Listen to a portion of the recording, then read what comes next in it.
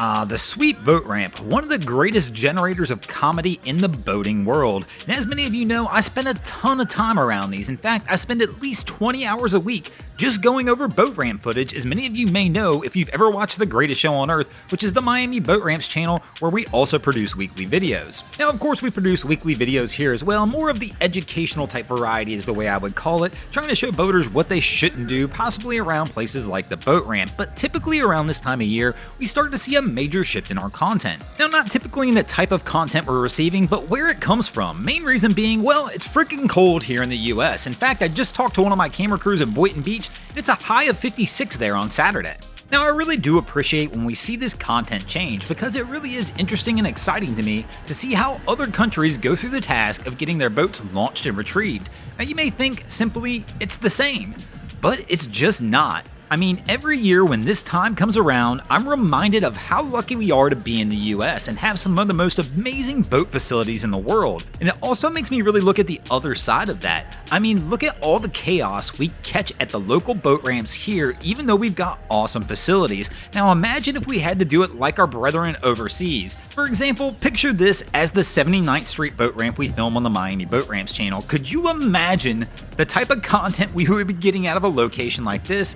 I mean, we would have trucks just buried and sunk every single weekend. And today we're going to talk a little bit about that. The boat ramps, both overseas, here locally, and the different types of methods people take to get their boats launched. Welcome back, guys, to this week's episode of Boneheaded Boaters of the Week. As many of you know, we're turning 2023 into the year of giving. That's right, we're doing a giveaway every week, once a week on this channel. Last week we did a giveaway for a Drain Plug Mafia tumbler. Charles Henshaw was last week's winner, and we're going to do it again this week. Real simple, hit the like button now, leave a comment below, and make sure you're subscribed to this channel. Yes, you must be subscribed to the channel, and we will pick our favorite comment, and somebody's winning a tumbler this week as well. And of course, now we will move over to some of our favorite US-based boat ramps, and here we'll see how the process is a little bit different. Even though it doesn't appear right up front, my man's taking a whole lot different approach, but you can definitely tell the facility's a lot different. Even though our guys decided to bury the truck just like we saw in some of the other videos earlier that we said we didn't necessarily need to do here, I imagine my man went into the dealership,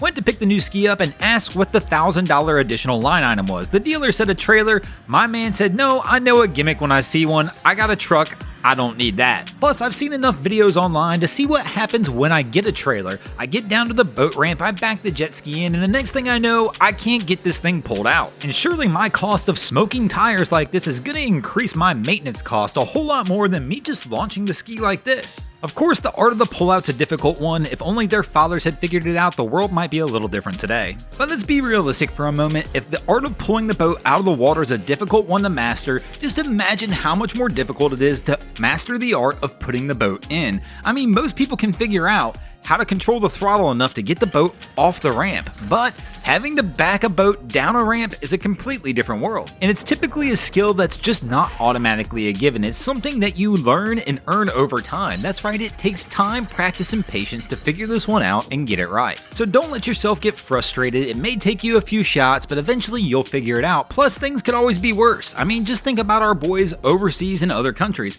I mean, heck, not only do they not have the nice ramp you're using, they never even know what kind of traffic or situation they're going to hit when they're on the way to get to the ramp.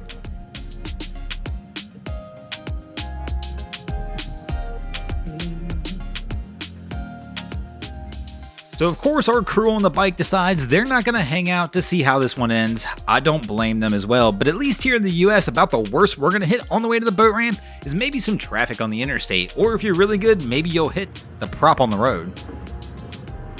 But I mean, there still is one good part of this. At least he's got a truck to pull with. I mean, in many locations, I see people pulling with a whole lot different things than a truck. And then of course, there's always that one thing we will see in both spots. It doesn't matter if you're in the US, it doesn't matter if you're in New Zealand, Australia, where you are, this one's a pretty common sight. Thanks for watching, guys. I hope you enjoyed this week's episode of Boneheaded Boaters of the Week. If you ever see anything crazy happening out on your waterways, be sure to hit us up on Facebook or Instagram and let us know, and you might see your stories over here. Just like Chase Salveson, Colby Hagan, Johnny Clark, Nitro MKV, and Thiago Suez ADF did this week. And if you guys haven't already, go ahead and drop an anchor on the subscribe button here.